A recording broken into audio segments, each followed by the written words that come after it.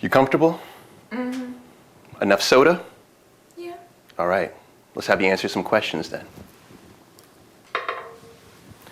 Best rapper, dead or alive? Tupac. Sex and the City character, your favorite? Me if I was on it. Where were you born? Left Coast. The Washington Post.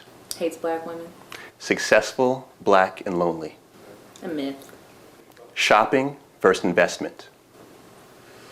Shopping. Black men. Awesome.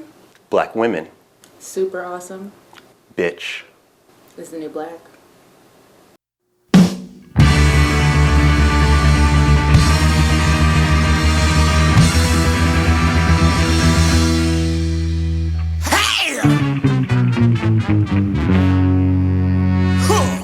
Tell us more about the book, and also about, I understand there's a movie deal as well. Yes. Okay. So the book it's a memoir. It's told in 16 essays. Some of the essays are really funny. I've said before, they're kind of like Seinfeld episodes, but like in literary form. You know, it's just like a Roseanne ending, you know, just like ends, and then we go to the next episode. So it's not, you know, all chronological, but it's kind of thematic. So some are about dating and relationships in DC. Some are about, you know, my life at Columbia, pledging a sorority, working at Politico when I was the only African-American who worked there, when an African-American is running for president, you know. So it's just, some is very funny, some of it isn't. Some of it is very introspective and very personal. So, you know, I talk about my dog Miles, who I thought was racist when I first got him. Like, he like hated racist? Black people. Yeah. So, I mean, it's all these types of stories that are rolled up into like the story of me, right? And who I am. When does the movie come out? Oh, it's a while from now. It's a while from now. We haven't even started working on the screenplay yet. The book first. The book first. The book, which I'm predicting New York Times bestseller. Oh, thank you. Yeah, I'm definitely I hope so. Yeah. There are more people, at least in the blogosphere, I think, black blogosphere, I'd say, talking about this book than anything else. I mean, I find it fascinating. What's interesting too is that I was followed by a new Twitter follower, and her handle is "Bitch is the New Black." Yeah, I know who you're talking about. Oh, really? She's following. I'm sure she follows you, of course. So let's talk about relationships. Okay. So the blogosphere, I think, is optimally talking about Helena Andrews.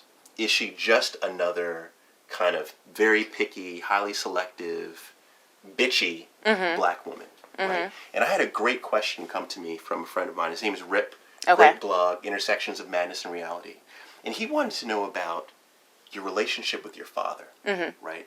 Because that women oftentimes project that onto their potential mate. Oh, yeah. So tell us about that. Tell us about your relationship and if that shaped how you view men. Definitely. Yes. Okay. I don't know my father. We've never met. We have no relationship. My mom is a lesbian. She's been out since before I was born. Okay. But my father and my mother had known each other for years. They grew up in Compton when Compton was like this middle-class enclave for working black families. And they grew up down the street from each other, had known each other for years, but didn't have me until she was 29. She knew when she was pregnant with me that she really wanted a child, number one, and that she probably wouldn't be with this man because she was admitting her feelings for a woman and about to come out with her sexuality. But my family at the time, you know, regular Baptist, black Baptist family, weren't thrilled with her being a lesbian, weren't thrilled with her choices, and thought that she would, I don't know, corrupt me or like just wasn't fit to be a parent. And when I was around 6 or 7, my mother and I were going to move to Spain, which is another long story that's in the book. And my grandmother drove us to the airport. As my mother was in the airport getting her tickets, my grandmother just drove away.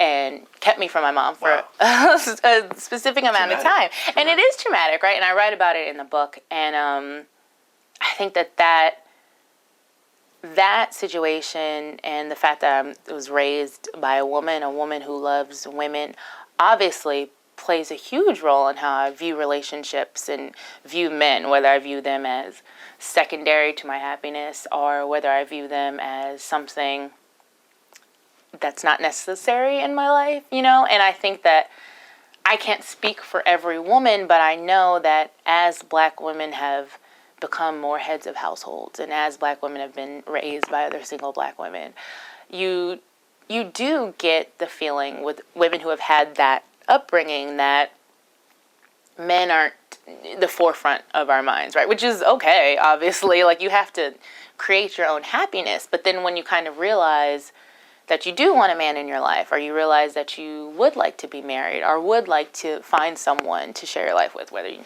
married or not, there is a kind of like backtracking, I think, that has to happen in terms of, how bossy you are, or which is hard because when you've been handling everything, for a long time, and then you kind of have to step back. And I tell my friends this all the time, step back and let your man be a man and you be a woman. Like, there are different gender roles now, and I think that men have to realize that as well. Like, when you come into a situation and you meet a woman who's been handling a lot on her own, then all of a sudden you want to do everything. You have to understand you can't.